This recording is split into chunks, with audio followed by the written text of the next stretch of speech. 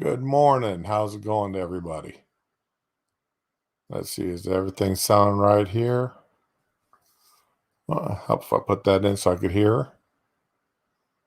All right, I can hear myself, so things are looking halfway decent. Oh man.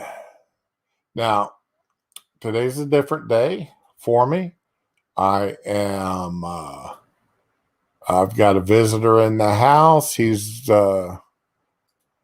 helping me out. Today is a monthly medical day, so I'm laying in bed hooked up to an IV while I do this. So we'll have some fun with it. At least I will. This is going to be interesting, not having full use of one of my arms while I try to do this. But yeah, the other day what was it, Friday afternoon? I was sitting down, minding my own business, just paying attention to the world as it goes by. And all of a sudden, I see something. And what in the world? No, this can't be right. This just cannot be right. So I start digging into it. Well, good morning, Becca. How you doing today? I hope everything is well with you. Are you at work or you got a rare day off today?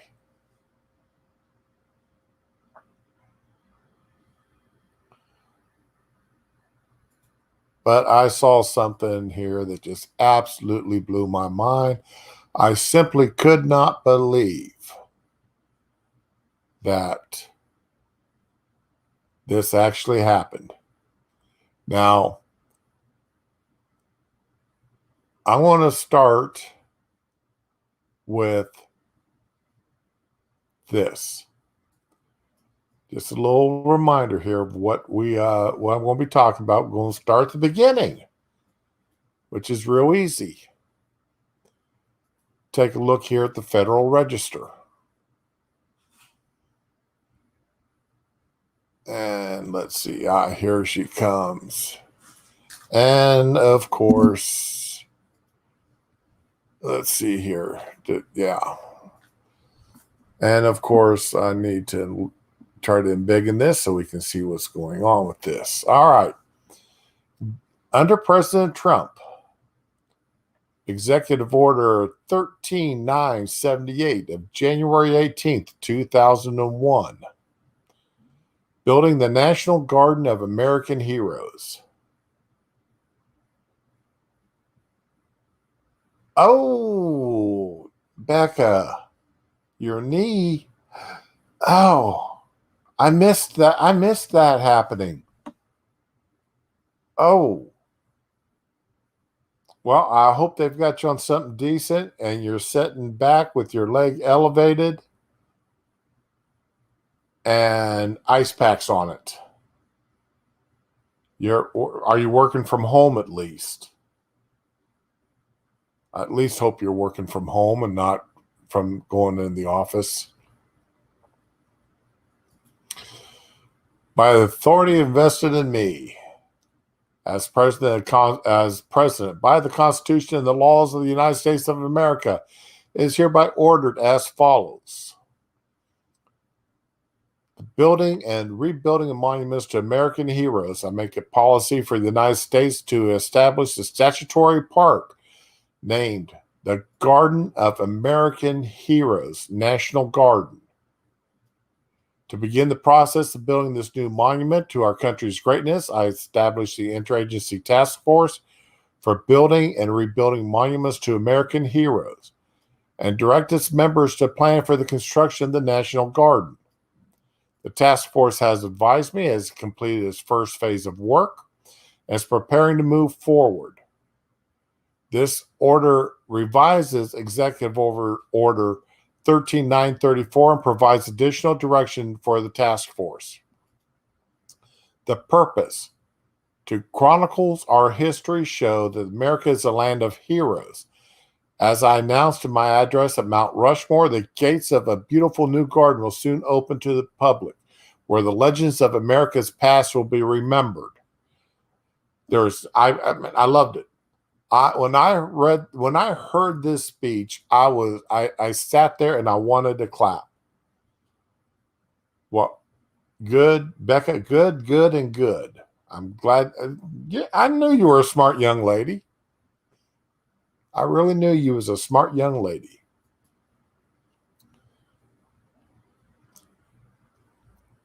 The National Garden will be built to reflect the awesome splendor of our country's timeless exceptionalism. Now, remember, when Trump took office, taking office after Obama, and Obama said that American exceptionalism is no different than Great Britain's or Germany's or Italian's exceptionalism.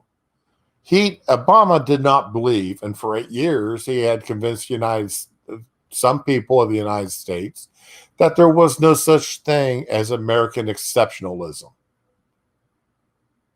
Trump obviously disagreed.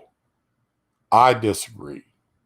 Millions of Americans disagreed. There is such a thing as American exceptionalism. There has to be, or else all the people of these different countries wouldn't be trying to get here, both legally and illegally, to fulfill their dreams. It will be a place where citizens, young and old, can renew their vision of greatness and take up the challenge I gave every American in my first address to Congress, to believe in yourselves, believe in your future, and believe once more in America. Yes, those were great words that he said, and he meant them. And we understand these.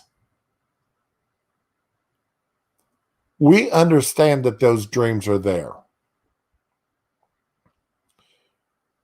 I'm going to try to keep this reading of this as short as possible here, but the heroes of 1776 have been desecrated with the statues of George Washington, Thomas Jefferson, and Benjamin Franklin vandalized and toppled. The dead who gave their lives to end slavery and save the Union during the Civil War have been dishonored with monuments to Abraham Lincoln, Hans Christian Heg, and the courageous 54th Regiment left damaged and disfigured. The brave warriors who saved freedom from Nazi fascism had been disgraced with a memorial to World War II veterans defaced with the hammer and sickle of Soviet communism. And nobody was punished for these. People watched this happen.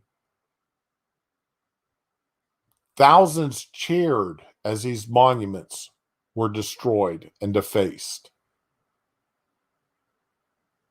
And some in the media basically said, they're monuments to old white guys. Who care? Who cares? Those old white guys are what built this country, built this nation. The National Garden is America's answer to this reckless attempt to erase our heroes, values, and our entire way of life.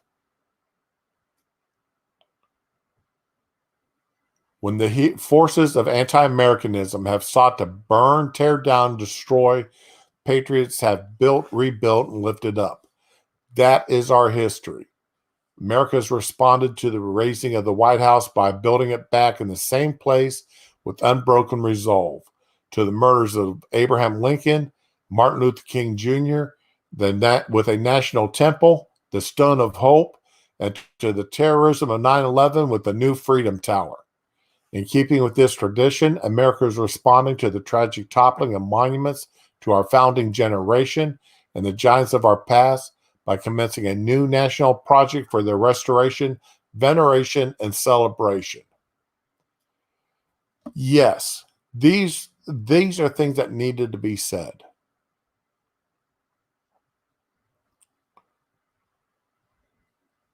We needed this. This country needs this. We need a place where the heroes who've built this country, white, black, red, yellow, pink, purple, male, female, Republican, Democrat, Whig, Tory, Bull Moose Party. They're people from all walks of lives helped build this country into what it is today, into making it one of the greatest nations on the planet ever to have been here. And to allow the desecration of the monuments to these memories, to these people's memories, it's beyond, it's absolutely beyond the pale. And Becca, you're right. It is absolutely disgusting that this happened and this was allowed to happen and that this was cheered on.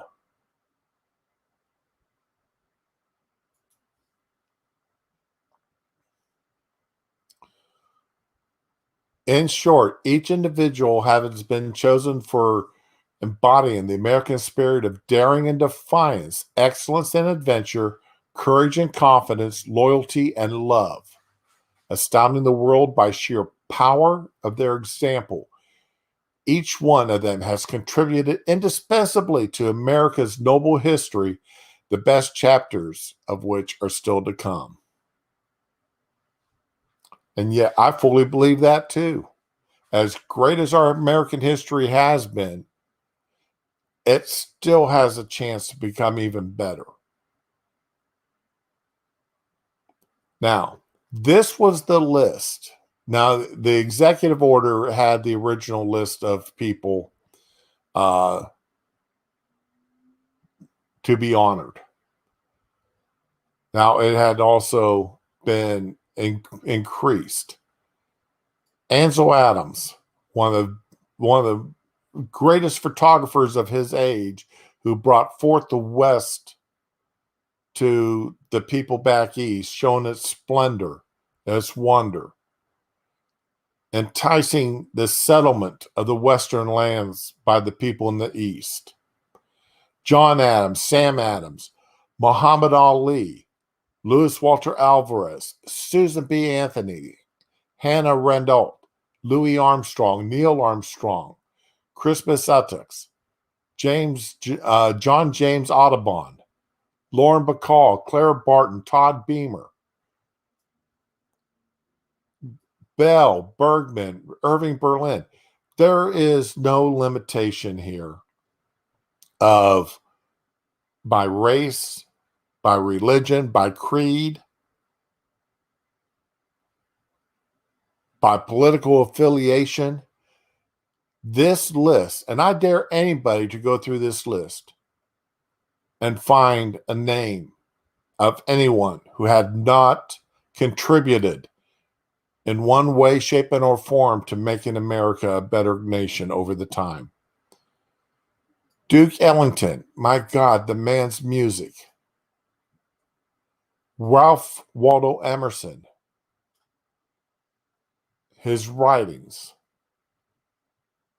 The Marquis de Lafayette. Some of these names I'm very familiar with. Some I'm not. All right. But that doesn't mean that these aren't all great people in and of themselves. Steve Jobs, right there next to Katherine Johnson and Barbara Jordan, right next to Thomas Jefferson. Claire Booth, right next to Douglas MacArthur. Dolly Madison, James Madison, and George Marshall, followed by by Thurgood Marshall.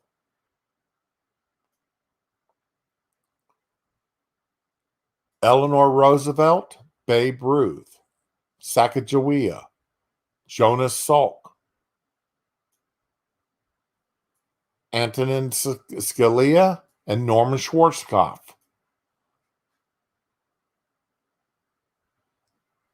These are all individuals. Even Elvis Presley. These are all individuals who improved this country in one way or another. This list was not a political list. This was about as apolitical as you could get. There was no political litmus test. There was no religious litmus test. There was no skin color, country of origin, nationalized versus being born as a citizen. These are all individuals who helped create and through their own efforts interwoven into the fabric of our country over the time, improved it, made lives better in one way, shape, and or form. And there's no how anybody could be against this list. And Becca, the list was not political. We know that. You and I both agree on that. Anybody with an honest bone in their body knows that this was not a political list. Now, I am reading this straight from the Register, straight from the Federal Register. There's no spin to this. There's no whitewashing. It is exactly what it is. This is what Ira Hayes. Anybody who has ever listened to Johnny Cash knows who Ira Hayes was and how he died. Anybody who's listened to Johnny Cash. And if you've never heard the song Ira Hayes by Johnny Cash, I highly recommend. It's on YouTube. Pull it up, listen to it.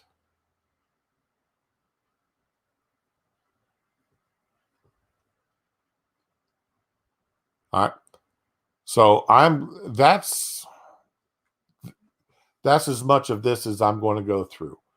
And I will fight anybody who says that this was a bad thing to do.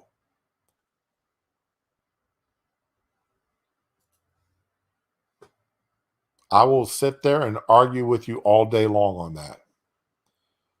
But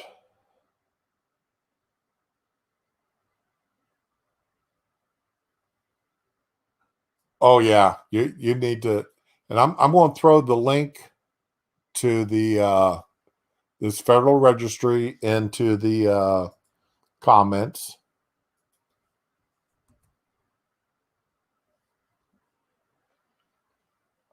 And yeah, if you you need to listen to Ira Hayes. That is that song will grab, like anything else, like a lot of Johnny Cash's songs, it'll grab you by the heart and not let go.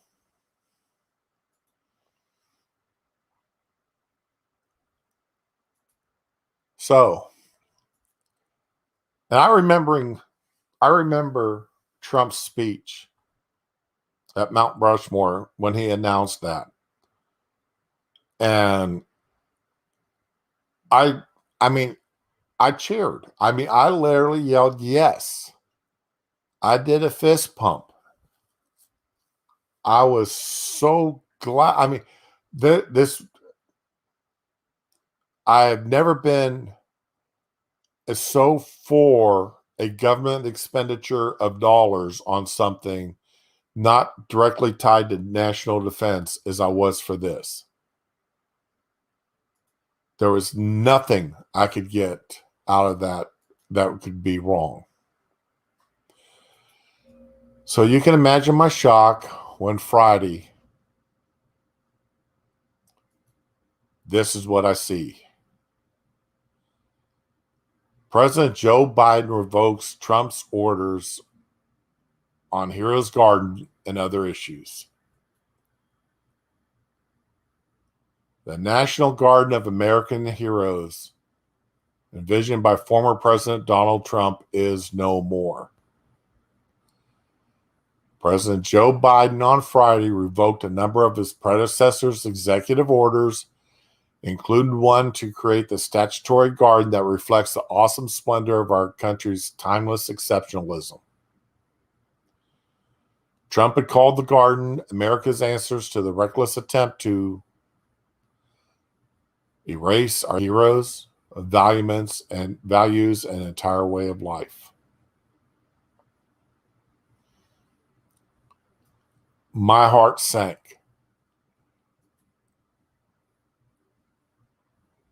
There is a lot of things. Becca, I never thought, I did not think even Biden or Kamala Harris, I didn't think there was a Democrat alive today in office that would revoke that would publicly come out against it. I don't know how anybody sitting in public office could come out against this. I never dreamed it could happen.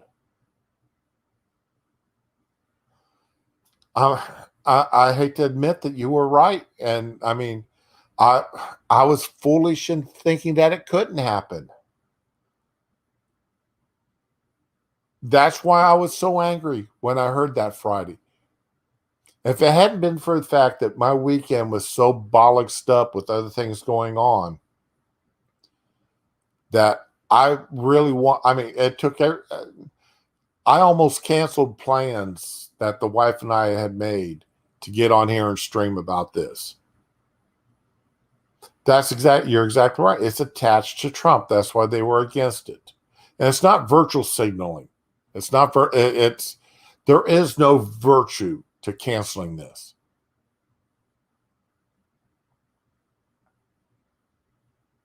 Hey, Oka Native. Glad to see you, buddy. My heart sank. And then my blood pressure had to go up to at least 10 points. I walked around the house in anger. I went outside and walked around my yard in anger.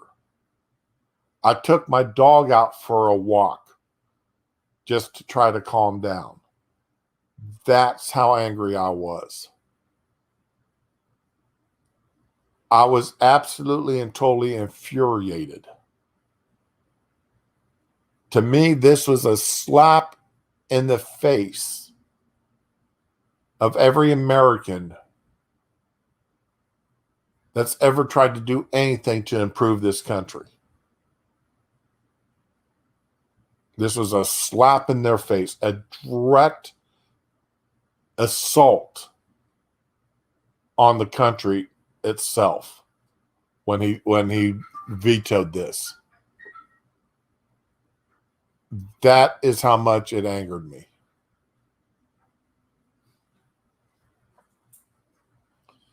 You're right. It is a virtue to hate Trump. No matter what it is, they will dump their beliefs and to mess with this way. I mean, there's how, why? Cutting off your nose to spite your face. That's where this comes to. This is what this gives absolute the picture of that statement.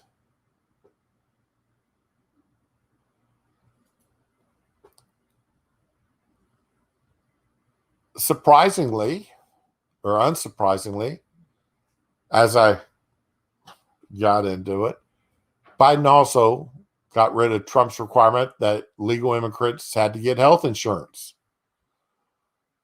Let's see, other Trump orders revoked to enact stricter penalties for defacing historical monuments. Really? People destroy national monuments, and he just gave them permission to destroy national monuments. If somebody were to come up and blow up Mount Rushmore,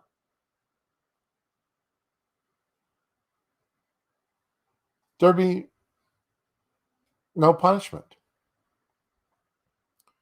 If the Washington Monument, the Lincoln Memorial, no punishment for defacing or destroying these monuments.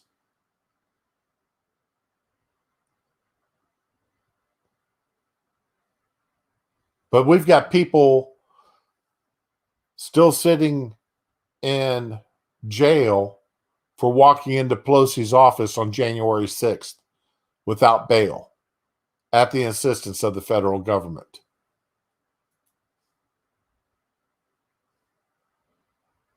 This doesn't make sense. I mean, there's no semblance of honesty here. Why would he revoke an executive order to brand U.S. foreign assistance with a logo indicating it was paid for by U.S. taxpayers? Anybody who finds that an insult to get a bag of rice or grain because it's got a statement on it, a logo saying paid for by U.S. tax dollars, if that offends them, then they don't need to get that bag of rice. They don't need to get that grain. They don't need to get that box of medicine. If that is so offensive to them that they shouldn't get it, then they shouldn't get it.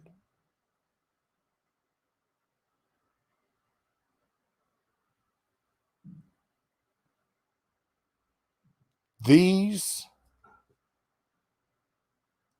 revocations, reversals of executive orders, they are a slap in the face of Americans. We're supposed to accept them destroying national monuments as a freedom, as their rights under the Constitution without punishment.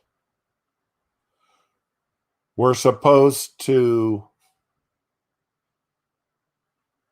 make our donations to other countries in such a way that it won't offend them, stating that it came from American tax dollars, having an American flag on it.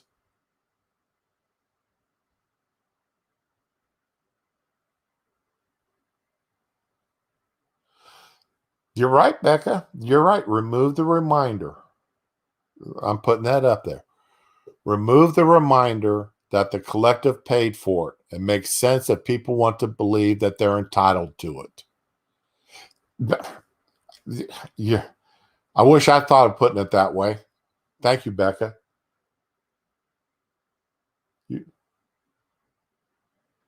Thank you. That is exactly right. You couldn't have stated it any better. Thank you.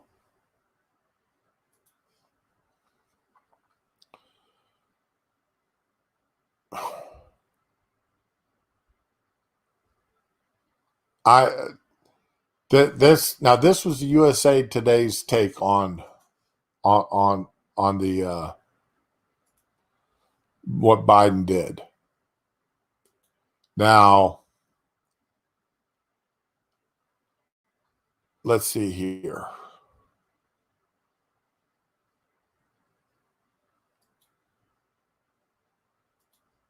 Let's see.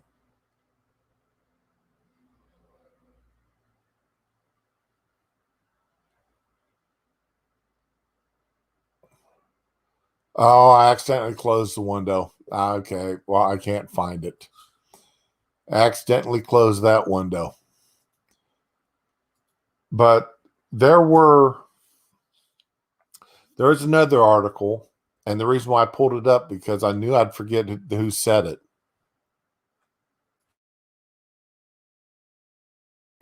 Excuse me, you didn't need to hear that. Because I can't remember who said it, but someone had actually posted up a statement or had been quoted as statement along the lines was, who did Trump think he was in telling us who our American heroes had to be?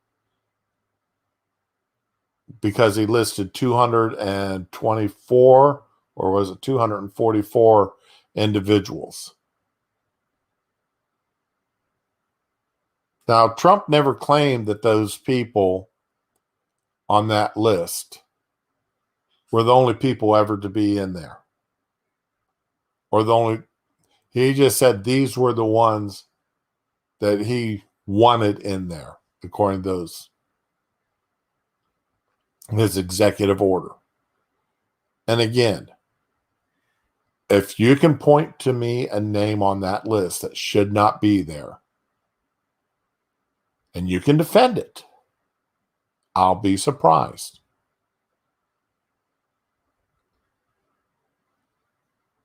Okay, if you can defend saying that name should not be on there,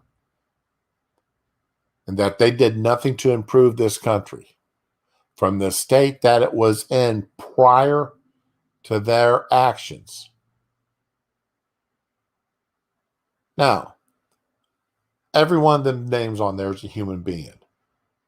Every name listed, all 200 plus people on that list, is a human being. Martin Luther King Jr., he had mistresses. He ran around on his wife.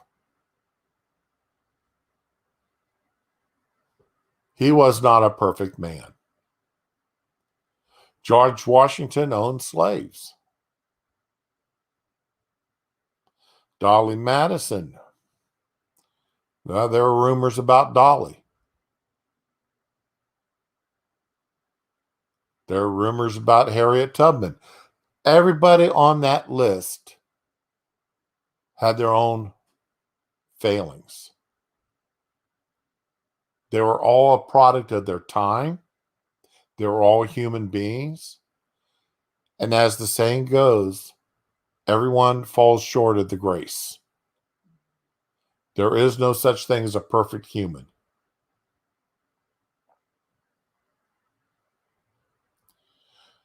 There is no such thing as a perfect human.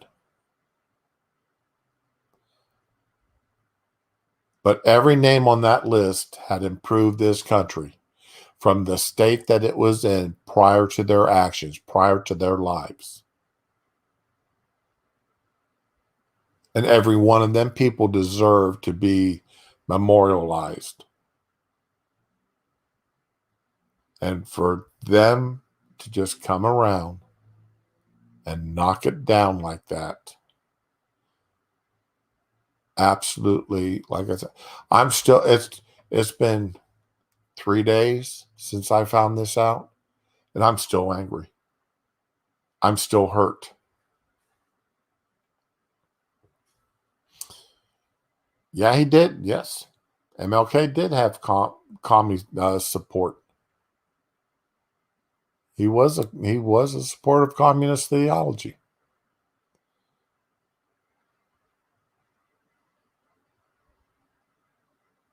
But that didn't stop him from immeasurably improving the lives of Americans. He added his life, his goals, his actions to the great fabric that's made our country what it is today, and it made it a better country, despite his failings, despite what he did wrong.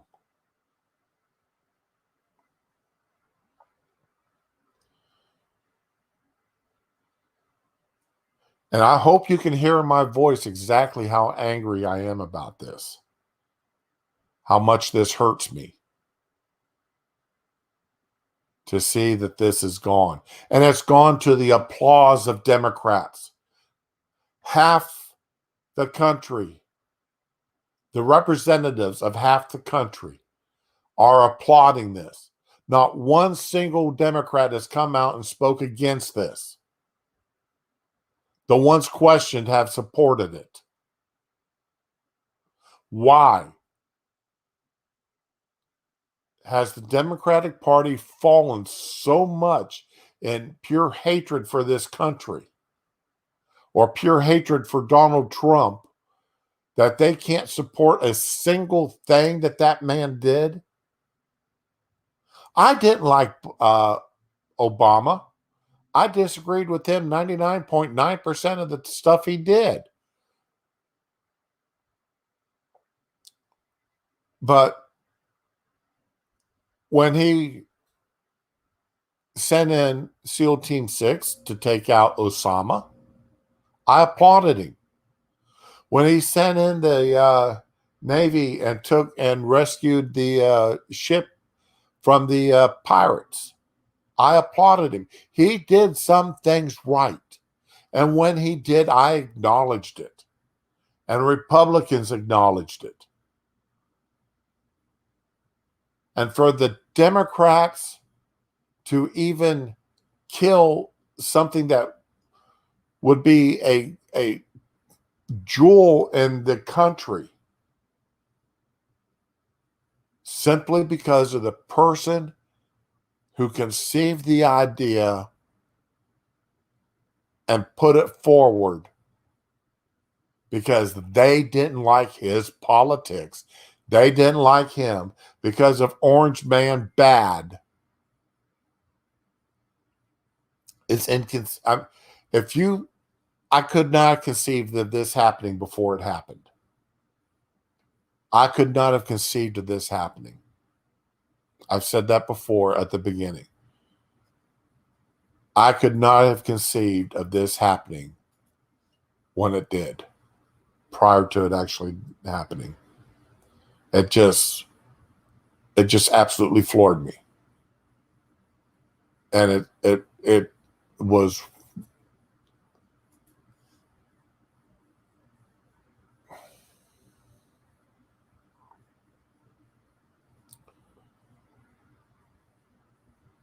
there's too many people that have done this, that have supported Biden in doing this.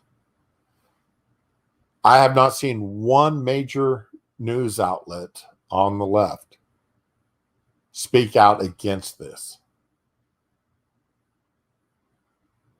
At best, they were tepid in their support. They reported it as a straight news story instead of it putting an opinion into it. Yeah, Trump did mess with their money, and that is a big no-no in the swamp. But worse than that, Trump called them out on their nonsense. He called them out on their destruction, on supporting the destruction of of American monuments.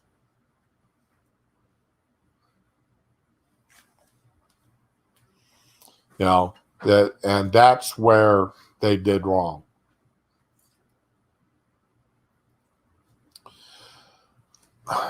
I can imagine the DNC did push for it. The media, I don't know, Becca. I don't know. I'd hate to think that the media pushed for it. Now, I could imagine people in the media, Jake Tapper, Kumo, Zucker, the dip squat that heads up CNN. I can't remember his name right now. I can imagine certain individuals pushing for it.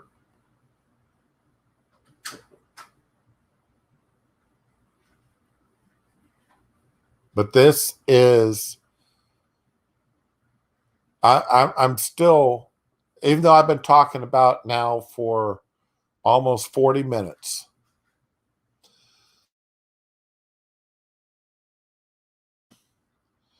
even though I've been talking about it for almost 40 minutes, even though I read this on Friday, even though I've pulled up news articles since then, I still can't get over that it's actually happened. And what a disgrace that is. We should be ashamed that this happened. This is not a proud moment.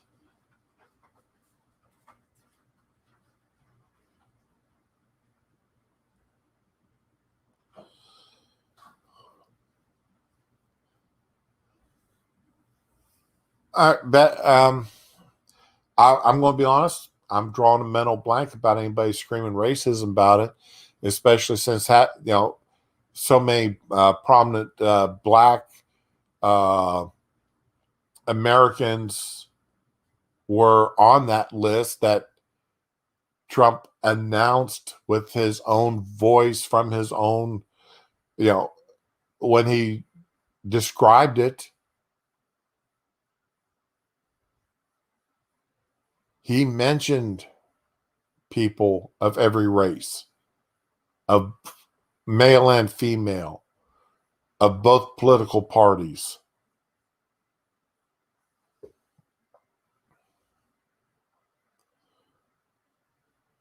So I'm just drawing a blank about this, about them. I can believe that some in the press, the Joy Reids and such over there at MSNBC, over that stink hole, calling racism on it. But I'm absolutely drawing a blank to anybody at CN. Well, Don Lemon, I can imagine him doing it.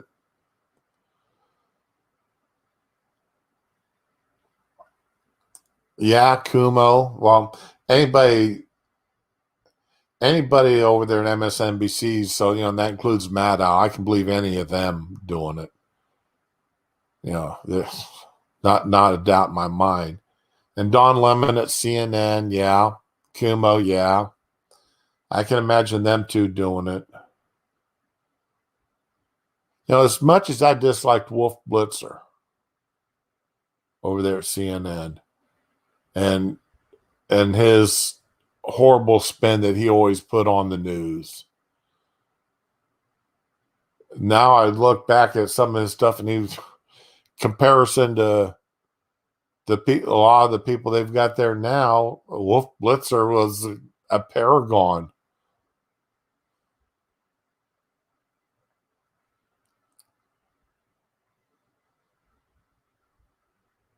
And of course, this brings me back to one of my big soapboxes is the absolute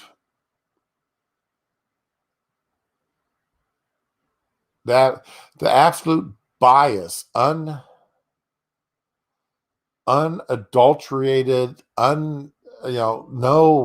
no pretense of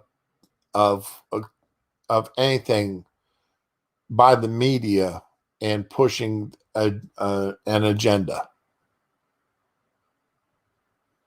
and try and still claim that they're professional journalism or professional journalists going by a code of ethics.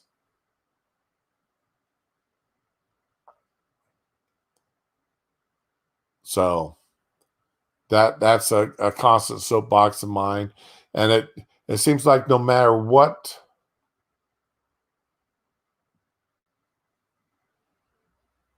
I think Wolf has got an E on it. But journalism and the malpractice of journalism is such a constant anymore that it doesn't matter what's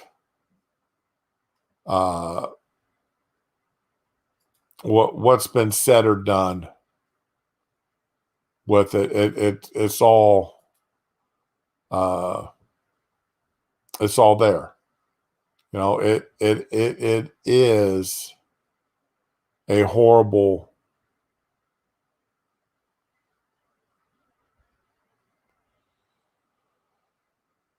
It is horrible what they do and how they do it.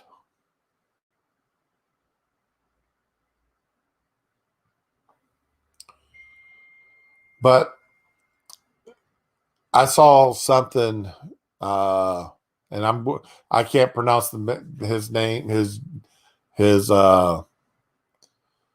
Twitter name, uh, but one of the gentlemen I follow on Twitter had a little thing of a little drawing, little meme of a kid, and journalism. They're the art of telling the truth that had truth scratched out, and underneath it lies written beneath it describes journalists. And that's the way I feel about most 90% of the journalists anymore. Is, they're out there to push their agenda. They're out there to push their own lies and the way to push their agenda. And in supporting this, and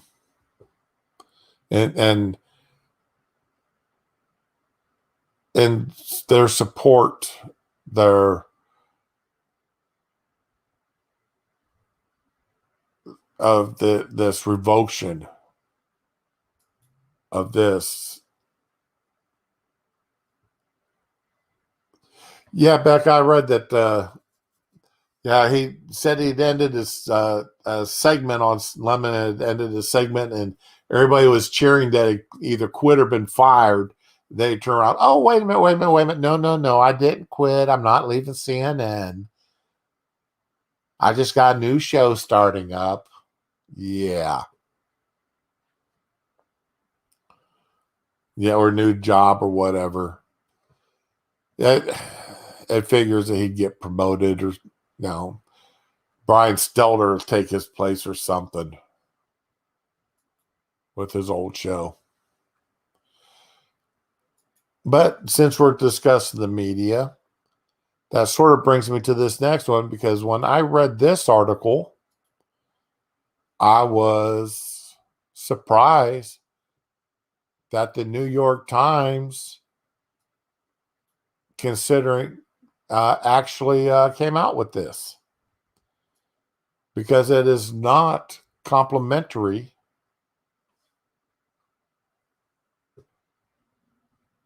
of, yeah, he definitely did clickbait us, because it's definitely not complimentary of Joe Biden. And remember what, one of the biggest knocks they had against Trump was his short temper.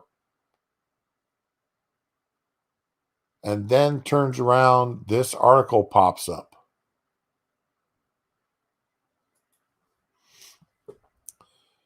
Beneath Biden's folksy demeanor is short fuse and obsession with details. And the thing is, you come to, now they could have retitled that. They put the nicest title on there they could, right? But let's see here.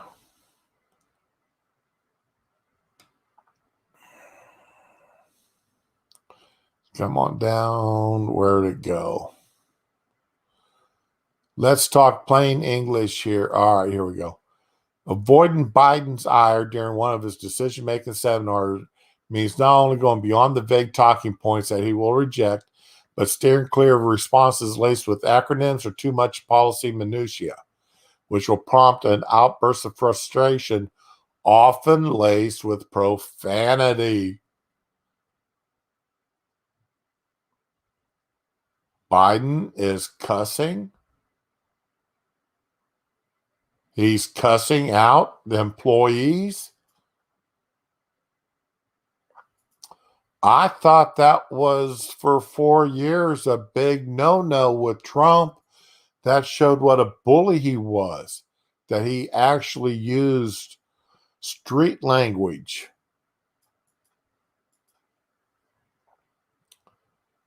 But Biden is doing it now.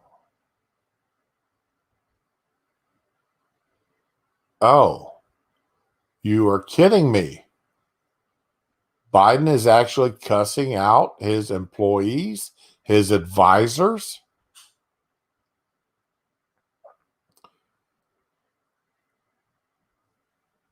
Okay, Biden arrives at 9:30.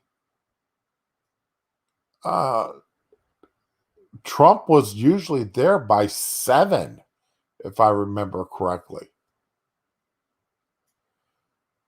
Is that Champ or Chomp? Was Champ the Chomper or was Major the Chomper? Which one was it that was constantly? Which one of his two German shepherds was actually attacking people, biting them? Because I don't remember.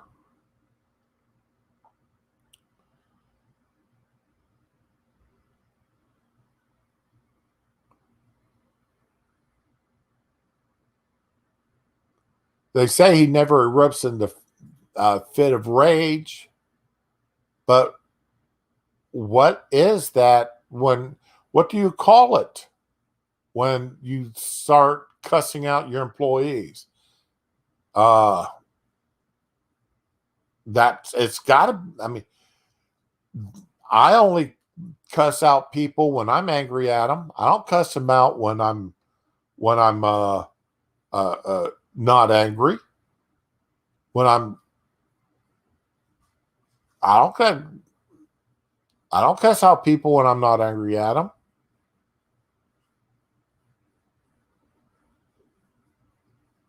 But they just got done saying here. They just got done saying here that Biden is cussing out people using profanity.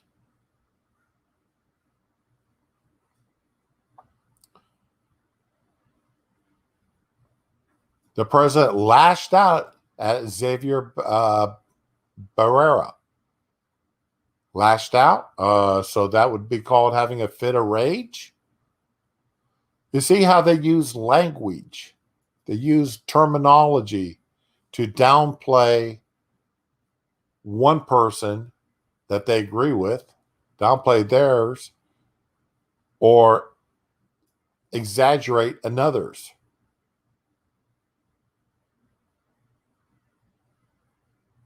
Some advisors have been on the receiving end of his anger. Really? Would that be called rage? Anger? Rage?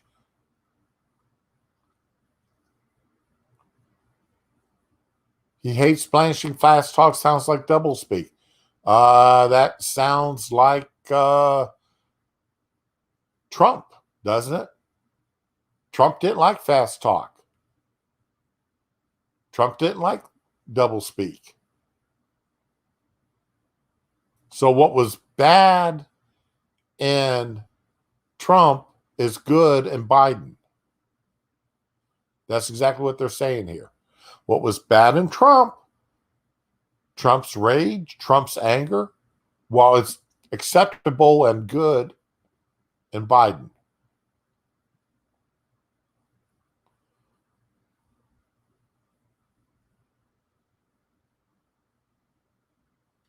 While aides say Biden is quick to demonstrate his displeasure. Yeah. Let's see. So he's quick to go into a rage, and a lot of people also said that Trump was warm. A lot of people said Trump was warm and nice to him.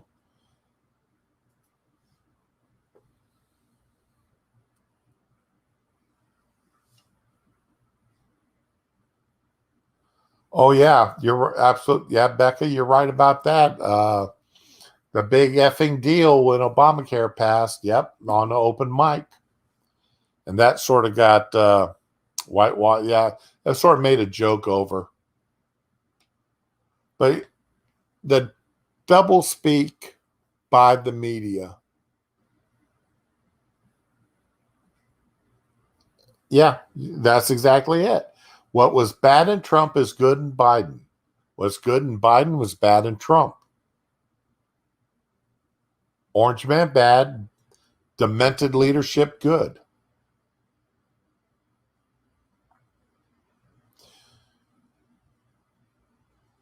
And, Biden was always short tempered. Remember how he lashed out?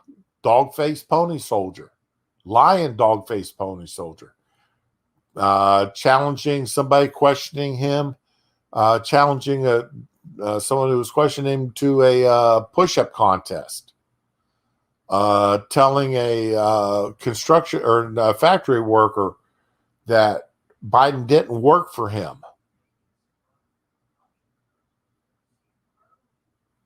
But all that stuff was swept under the carpet by the media. But if Trump had done any one of those things, then it would have been played up as showing how unfit Trump was for office.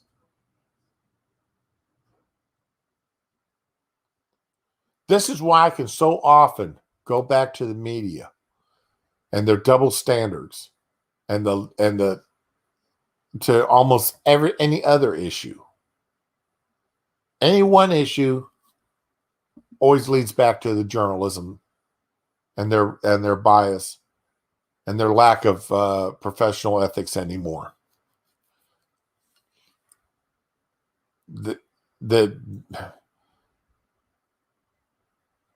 Not that, I mean, journalism has always had a history of being biased. You have, I mean, that's why you have some newspapers, the Democrat or the Republic.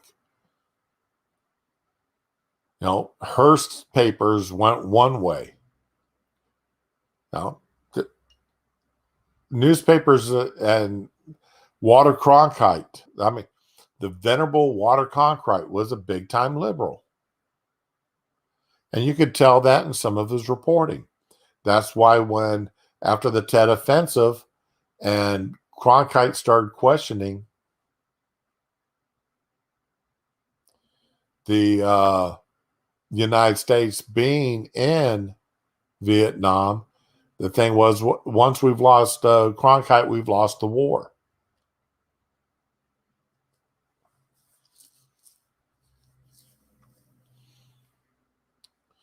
Biden, Becca, I remember watching Biden during the Thomas Clarence hearings. And yes, he was just as combative back then. Way back then, when he was chairman of the judiciary and led the hearings there for Clarence Thomas. And I was a young fool, and I thought that that was the first time I'd really sat there and watched hearings. And I actually thought that Biden had been doing a decent job until, as I watched more and more hearings, and I realized what a scuzz fart he was actually being during those. And the way he played everything. So, yeah. Biden's always had a quick temper. And he's always had a bit of a foul mouth on him. But it's just always been excused or overlooked.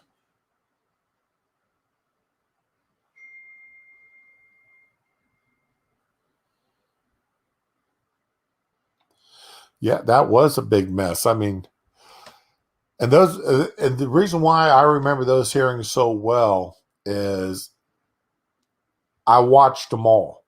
I was laid up in bed after knee surgery.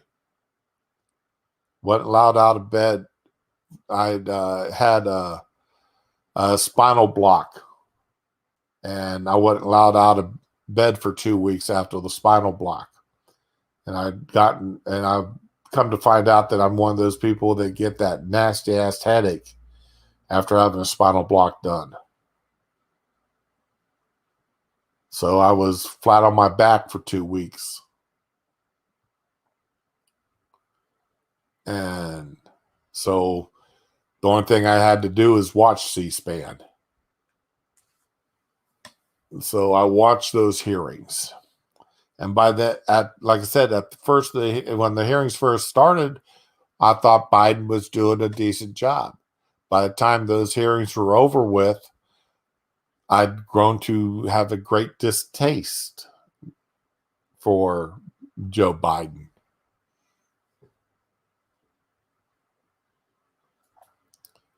And I guess that's one of the reasons I shouldn't have been surprised when Biden canceled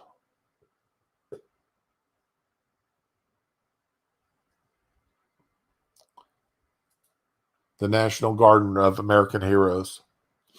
I shouldn't have been so surprised. I knew he was a dirtbag. And see, now we're coming back to this again.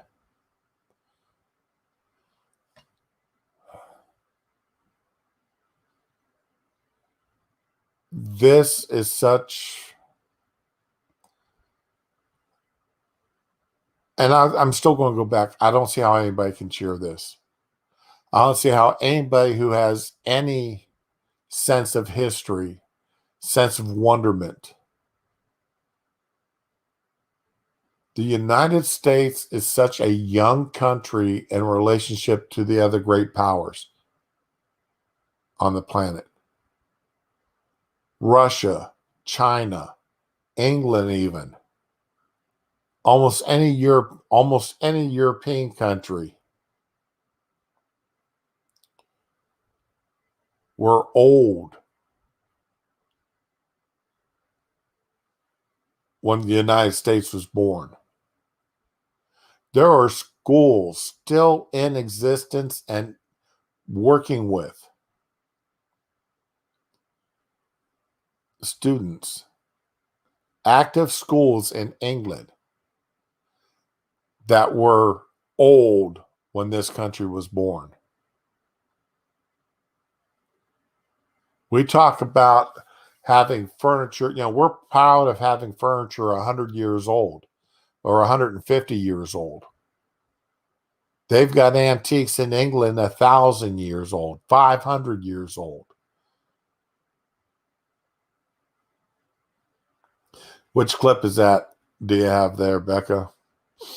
Thomas talked a lot about those. Hey, Shio, how you doing? Okay. Whoops. Let me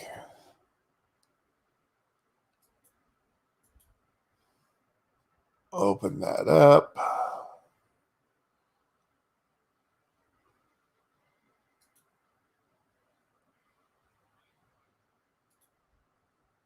Okay. Yeah, I remember this.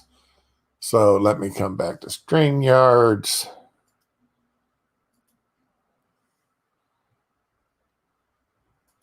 Pull this up.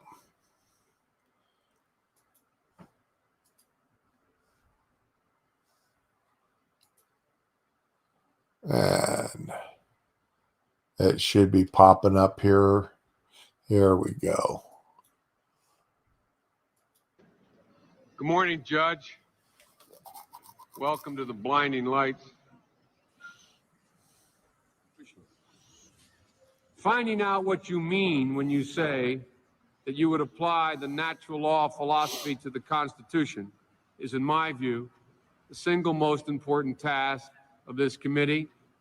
Senator Biden was very focused on natural law. How did that go? Who knows? I have no idea what he was talking about. I just want to make sure we all know what we're talking about here, that you and I know at least what we're talking about here. There's a fervent and aggressive school of thought that wishes to see natural law further inform the Constitution than it does now. Okay. I think I know where he was going at with this, but Look at that hairline. Now you know why so many of us call him plugs.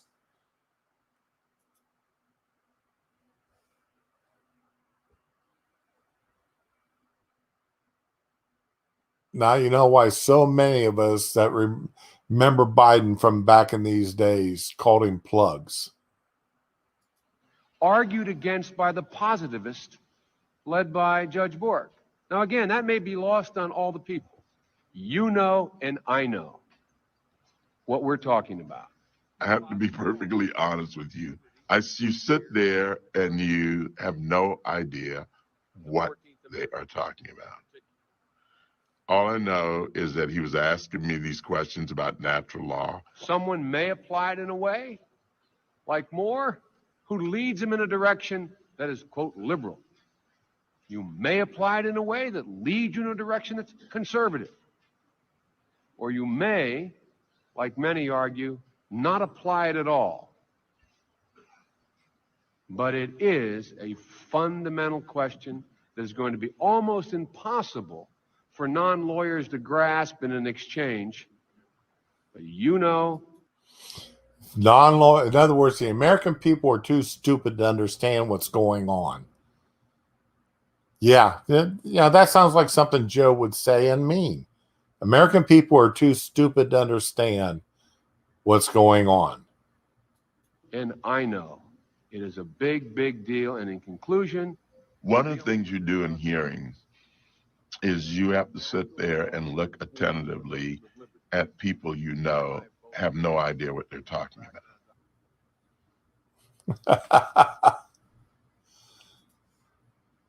Yeah, Biden definitely has no idea what he's talking about.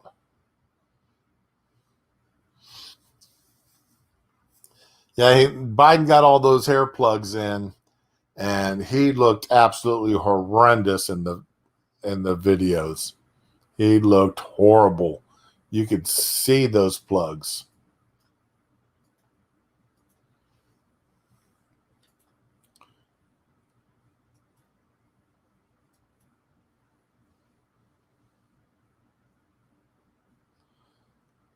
While whatever code he's talking in, I sure wish somebody'd find the Rosetta Stone for it. Because he's confusing too many people.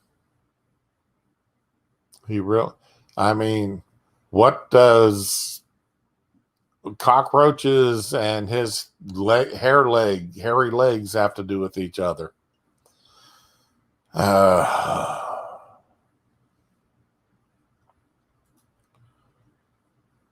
But anyway, all right.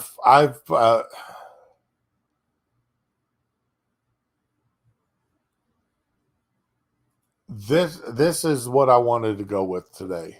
I know I've just barely done a little bit over an hour, but this is getting off my chest something that's been built on me for 3 days. And when I go back and I listen to this later on today to try to decide how well I did on this today, I don't know how I'm going to feel about it. Because I don't write a script for this. I haven't written a script for a single one of these things that I've done here this past 2 weeks. All I've done is gone with what has struck me, what has caused a reaction to me one way or another. Something that makes me want to yell at the sky. And this has made me want to yell at the sky now for 3 days. And now I've yelled. I yelled for almost an hour on it.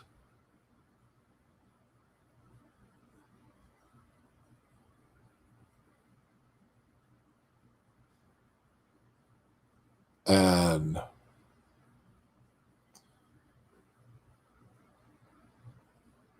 unless somebody's got something else they want to discuss, I'm just about done. I'm just about yelled out on this for now. Because there's nothing else for me to say. I'm disgusted. I'm embarrassed. I'm ashamed.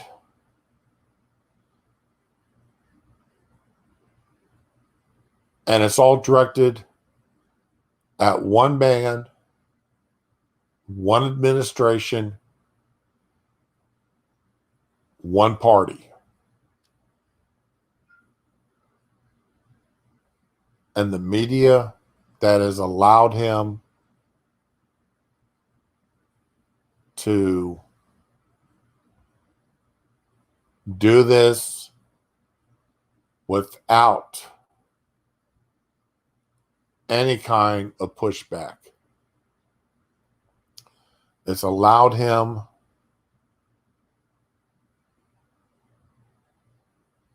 and allowed people to praise him for doing this.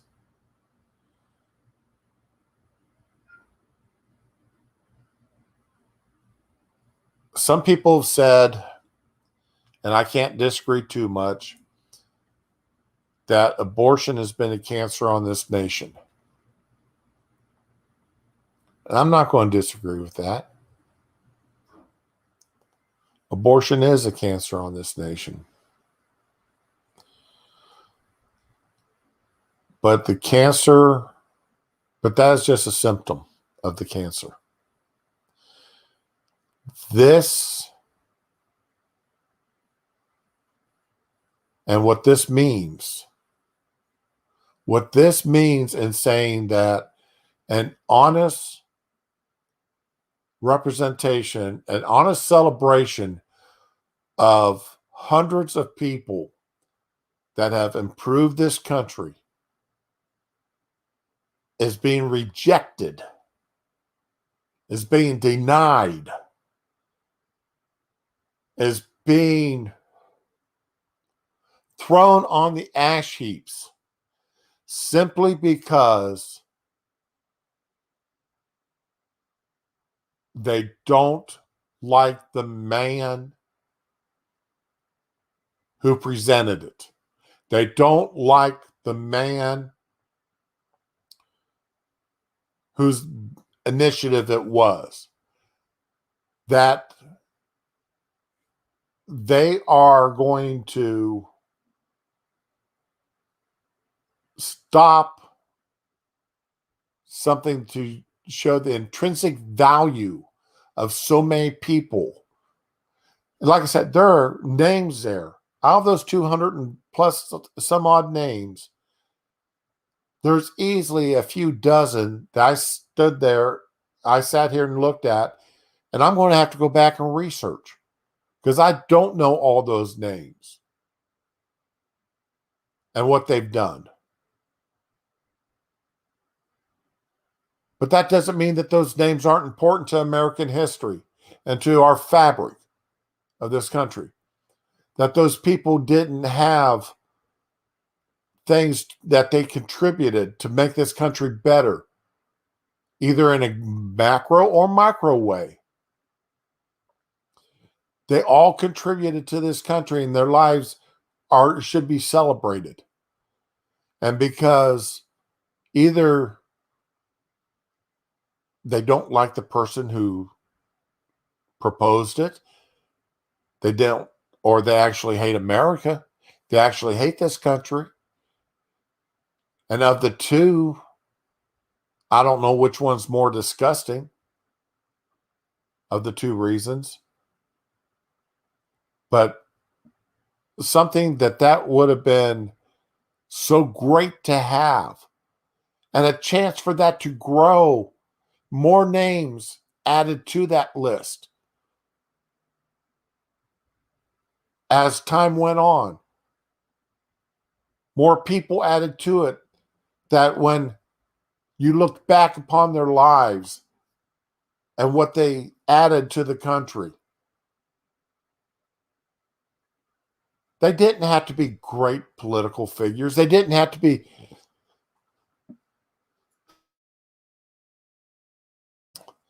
They didn't have to be great political figures. They didn't have to be war heroes.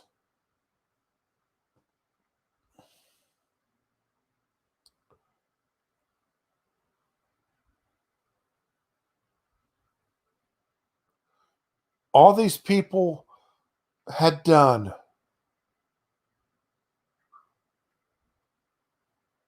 was celebrate America. That's all that this was for. It's to celebrate America and the American way of life. How so many people from so many different backgrounds, ethnic origins, religious views, political views, all improve this country and our lives. And it got killed by a stroke of a pen and died a death quiet. Just a few articles in the newspaper.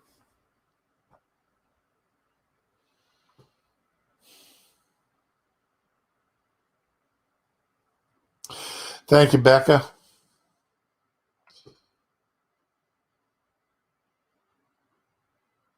I appreciate that.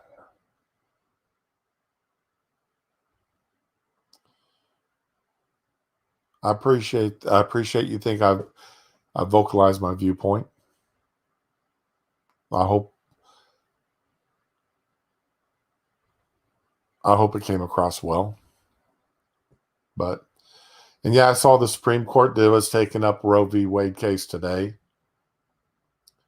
And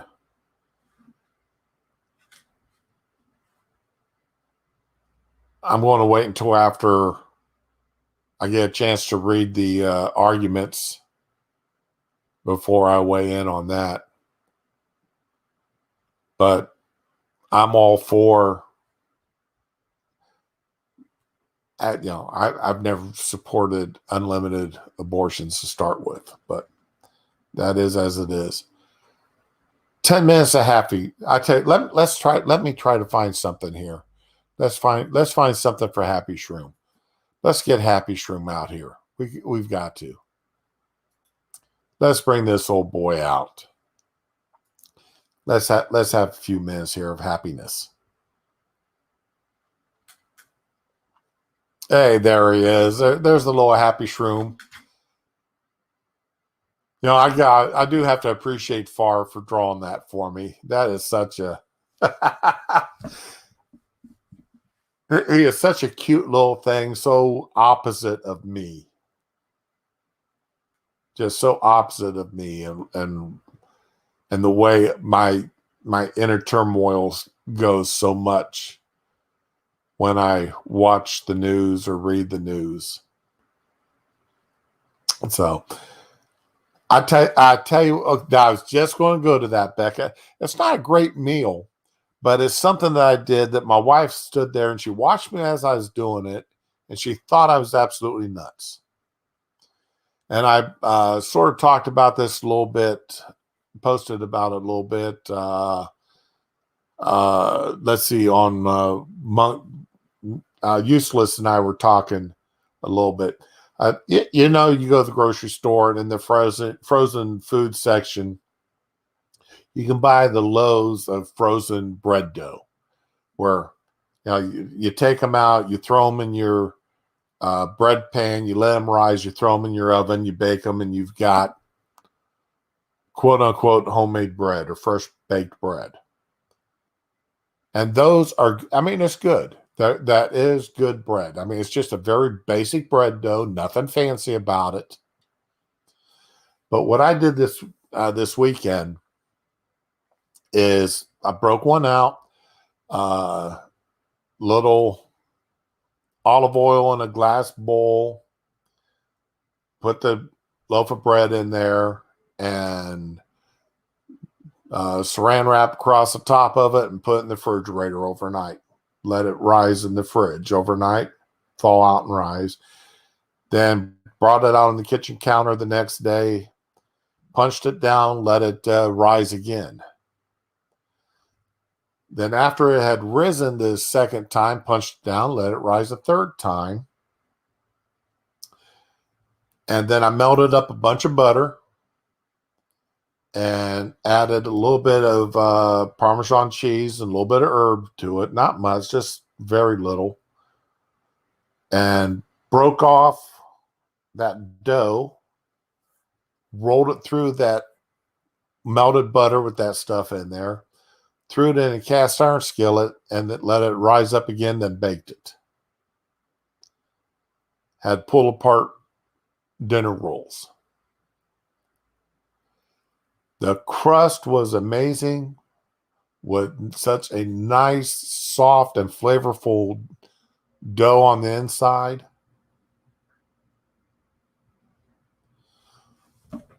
Whataburger honey butter chicken biscuit for brunch. Oh, I haven't eaten Whataburger in years. We've got one here in town. Well, the next town over. But I haven't eaten out there in a long time. But yeah, Becca, it really was good. It really was. And I was just talking to my nurse there a few minutes ago, or a little earlier today.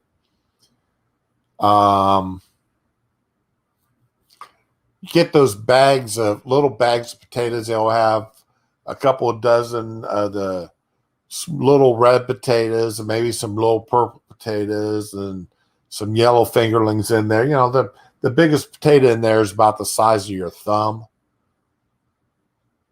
And we all know potatoes are nothing but carb bombs. And if you're trying to watch your weight, you're trying like I am. I mean, I'm on the wrong side of 300. And at 61, it's even harder for me to lose weight than it was when I was 40. So one of the things my wife and I are doing is, we really try to watch our carbs. But I am not giving up foods I like, and potatoes is one of them. But I buy a little bag of them potatoes. I sliced them up. Olive oil, my Mrs. Dash garlic and herb, mix that together. Now, I only took 3 of them little potatoes, sliced that up, 3 for me and 3 for the wife. Sliced them up, ran them through that olive oil and stuff, threw them in the oven and baked them off. Had the yellow, the purple, and the red potatoes all mixed in there together. Oh, man, that was good. That was good. That was amazingly good. And actually, I did those up with trying to remember what I had that with. I don't remember what else I did with that for that meal, because the wife said I actually had too much for dinner. Oh, I know what it was. It was ribs. Did up some ribs in the Instapot, and then put them under the broiler. Becca. Remember I told you that when you bought those ribs and you were having ribs for dinner, that I was going to be doing the same thing this weekend? Had the ribs and coleslaw and those potatoes. The wife wants me to do that with the Hidden Valley Ranch. In fact, I've got a packet in the cupboard that she bought for me. And I just keep forgetting to do it. So, but yeah, that was, and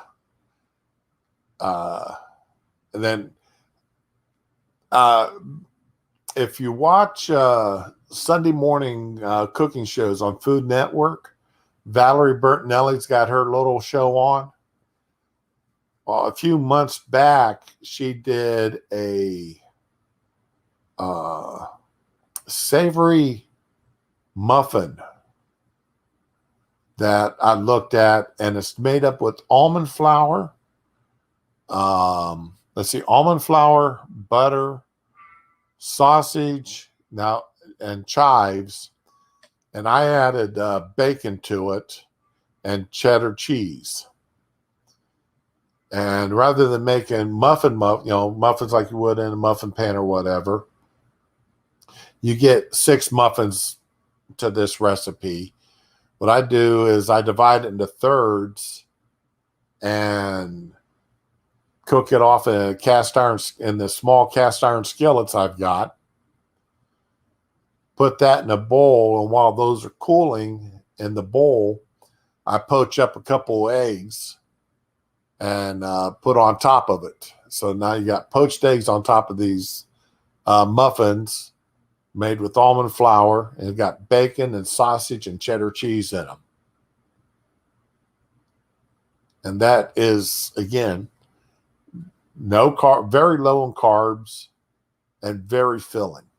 You really don't need a heavy lunch, or you don't need a lunch if you eat that around 9:30ish in the morning.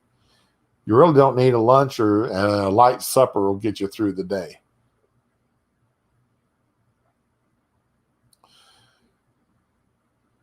Yeah, I do add in red onion. I don't add in white. I'll add in red onion to that.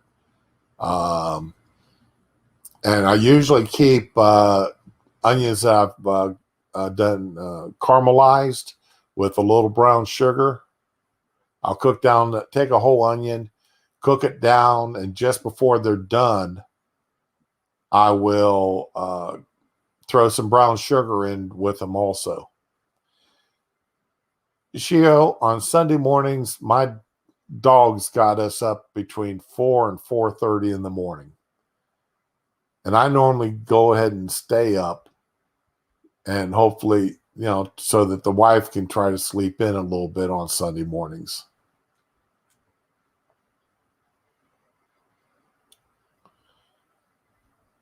But yeah, that's that makes up for a good breakfast. I will hold you over for a little bit. But anyway, okay, yes, I have had about 15 or 20 minutes now of Happy Shroom. This makes me happy.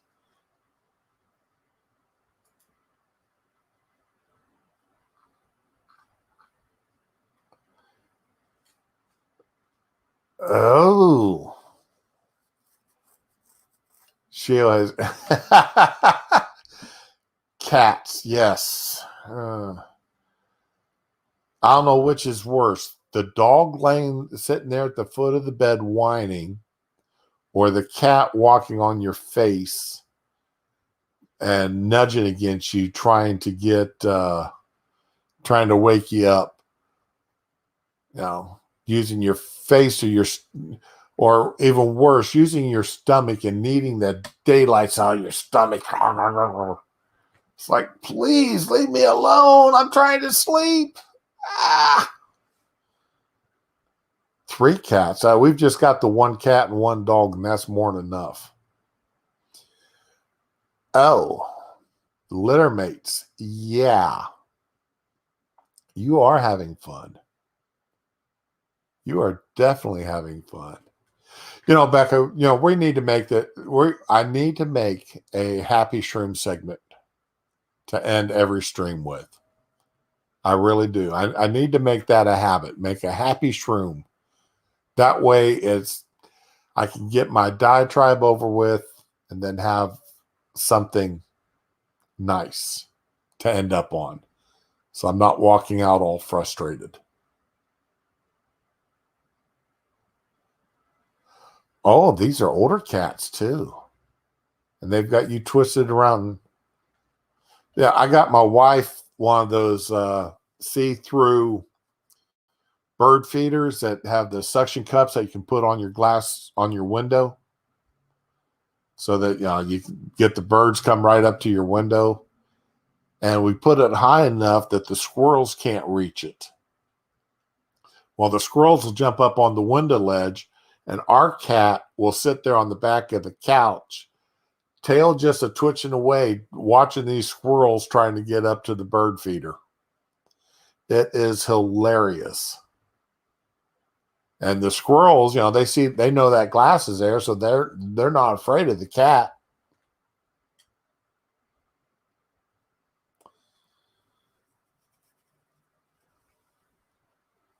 That you've given me a wonderful idea, Becca. You definitely did give me a wonderful idea. That is going. I want to have to make certain that I've got something good to end up every stream on. Monkey sings about his penis. I'm gonna finish up the stream talking about food or something. Because every day there's got to be something good that's happened. Got to make that a point. But anyway, it's been an hour and a half, and I've got to cook lunch for my nurse, and he's probably getting hungry because he likes to eat around 11ish. So I'm doing up Philly cheesesteaks today for lunch. So that ought to make him happy. So, but thanks for coming out, Becca, Shio, and everyone else. And I appreciate y'all, Okie Native. I appreciate y'all coming out today. I appreciate you listening to my diatribe. Me yelling at the sky, shaking my fist. Becca, I hope your knee gets feeling better. Take it from somebody that's had 3 knee surgeries. Be careful with them.